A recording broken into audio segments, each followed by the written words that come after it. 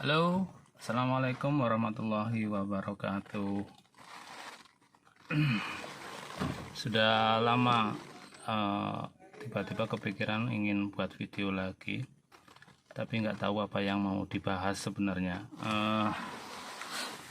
Sudah lama ya punya channel YouTube, tapi nggak pernah upload video. Sudah lama, tapi ini coba-cobalah buat video lagi. Tadi sempat kepikiran sih aku mau bahas soal pengalaman menghadapi pandemi COVID kemarin itu. Selama pandemi COVID di Brunei itu gimana perjalanannya sampai bisa bertahan, tapi kayaknya sudah banyak yang lupa. Oke lah, tapi satu hal tadi juga sempat buka-buka sosmed, buka Facebook, buka beranda, buka IG, buka TikTok, banyak sekali postingan dari teman-teman kita TKI, TKW, pekerja luar negeri, PMI, pekerja migran Indonesia yang upload atau ngepost mamerin hasil kerjanya lah ceritanya. Ya nggak apa-apa, cuman ini mau aku buatan saja, pendapatku saja ya, pendapat atau opini. Jadi pendapat bisa beda, opini juga bisa didebat ya. Jadi banyak kan teman-teman itu yang TKI TKW rata-rata ini bekerja selalu yang diutamakan itu adalah membangun rumah.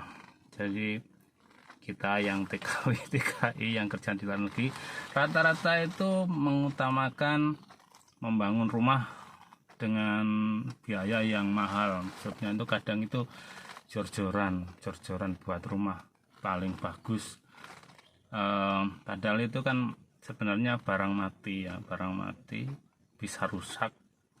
Lagian kalau nuruti rumah juga nggak ada habisnya, soalnya barang mati. Jadi begini, ini pendapat ya, ini bisa didebat juga, bisa beda lah ini. Tapi saya berpendapat juga berdasarkan pengalaman pribadi.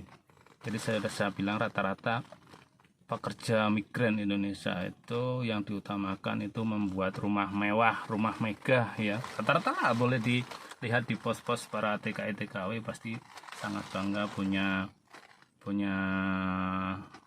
rumah bagus di kampung gitu kan. Ya nggak salah juga sih, memang itu tujuan utama. Dia jalan kerja, dia pergi kerja, pasti kan kepinginnya merubah ekonomi keluarga. Yang pasti itu yang merubah ekonomi keluarga agar bisa lebih baik. Yang diutamakan pasti ingin punya rumah bagus, juga nggak salah sebenarnya.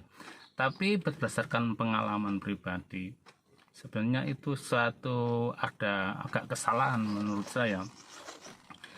Bangun rumah dahulu itu sebenarnya agak kesalahan, itu pengalaman pribadi ya. Jadi sebenarnya kan kita bangun rumah jor-joran, kita habiskan bangun rumah misalkan ratusan juta lah untuk bangun rumah, kita bekerja keras, rumah kita megah, rumah kita mewah. Tapi kalau nggak punya usaha, nggak punya penghasilan, pemasukan harian di kampung, akhirnya apa yang terjadi? Kita tetap lagi merantau. Jadi kita punya rumah mewah, rumah megah, kita nggak menempati, nggak ikut menempati, kita tinggalkan begitu saja.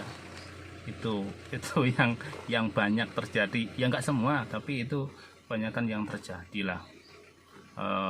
Menurut pengalaman pribadi juga.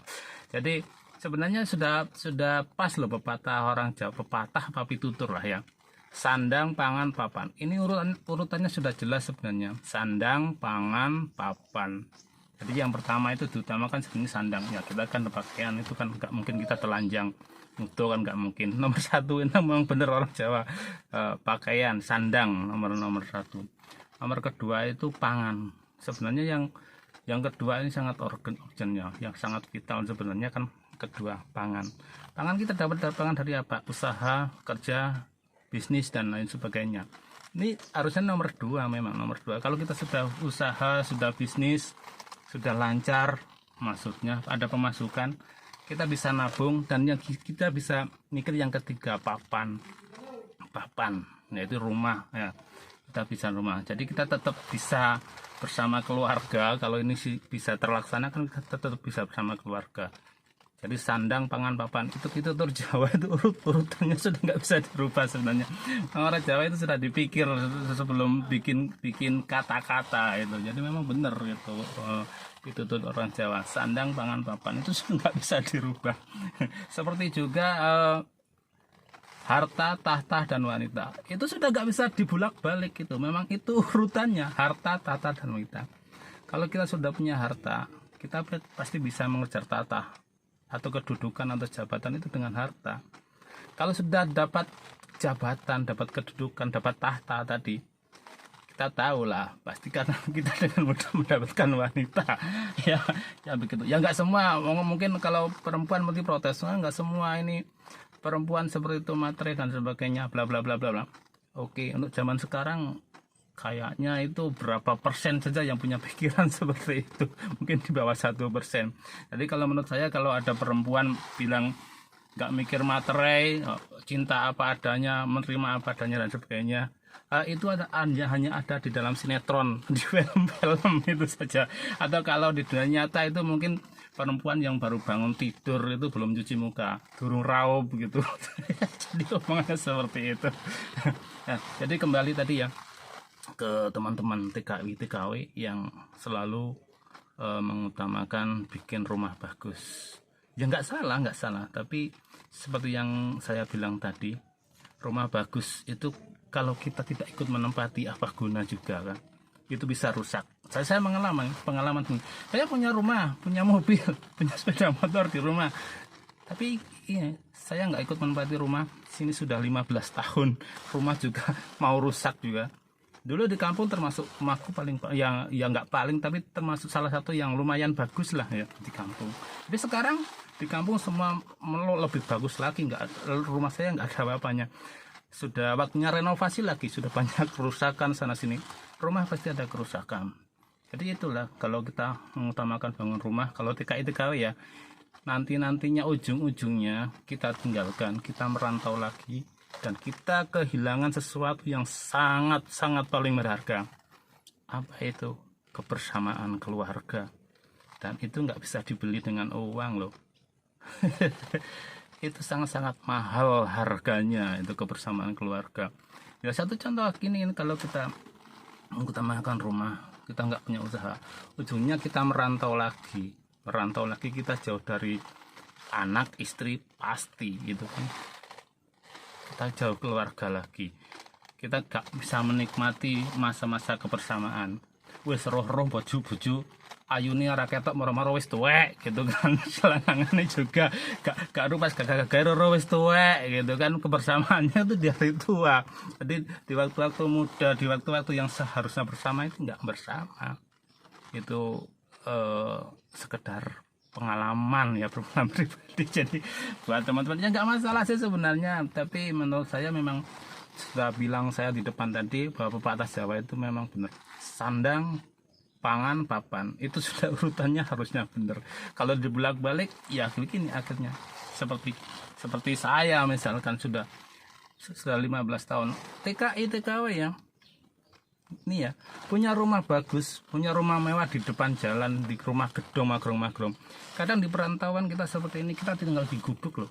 Rumah kita di gubuk, yang kita tinggali di gubuk. Saya termasuk saya di gubuk. Di rumah di kampung ya, punya kamar bagus, tempat tidurnya spring bed, bahkan dipannya kayak pesan kayu jati yang paling mahal, harganya jutaan. Tapi di rantau kita apa?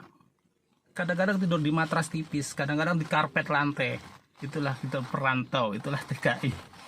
Apa yang sebenarnya kita apa ya, tujuan kita itu sebenarnya apa? Cuman kebanggaan saja, gengsi saja ya. Kita bangga lah kita dengan hasil kerja kita gini-gini. Tapi ujung-ujungnya kita juga gak menikmati dengan sepenuh hati. Ya ini cuman pendapat ya, ini cuman pendapat saya pribadi, berpengalaman. Mungkin teman-teman juga ada yang mengalami yang lebih indah. Jadi ya begitulah, sekedar sharing saja ya sebenarnya. Ya nggak salah juga, cuman itu rata-rata yang terjadi. Jadi pesan saya buat teman-teman, jangan sampailah kita mengalami seperti kami para TKI TKW yang mengejar ekonomi, kepingin punya rumah, punya mobil dan sebagainya, tapi keluarga kita itu nggak bersama gitu. Ini pengalaman yang sebenarnya jangan sampai terjadi sama orang lain ya. Seperti saya bilang tadi, tahu-tahu kita sudah tua. Bahkan lebih parahnya lagi, banyak TKI atau TKW itu yang rumah tangganya hancur, rumah tangganya berantakan gara-gara tidak ada kebersamaan tadi. Ya kita lihatlah di media sosial atau di mana pengalaman, tidak sedikit loh. Ya masih ada lah yang keluarganya utuh, harmonis sampai dia balik kampung. Tapi rata-rata kebanyakan, tidak sedikit itu yang rumah tangganya rusak, rumah tangganya berantakan. Nah itu saja sebagai teman-teman. Sudah 10 menit lebih. Itu saja teman-teman. Mungkin nanti kalau ada kesempatan saya akan buat video lagi. Mungkin mau bahas pengalaman di sini ya, saya kerja apa dan sebagainya.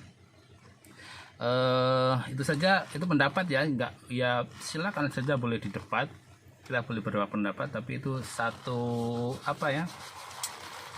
pembelajaran saja dari pengalaman saya pribadi. Semoga bisa diambil hikmahnya saja gitu ya. Oke teman-teman, ini videonya juga sekali take, jadi ya mohon maaf kalau ada kata-kata yang salah, soalnya juga tidak pernah belajar public speaking, jadi ya seadanya saja ya. Oke, selamat, jangan lupa berbahagia. Assalamualaikum warahmatullahi wabarakatuh.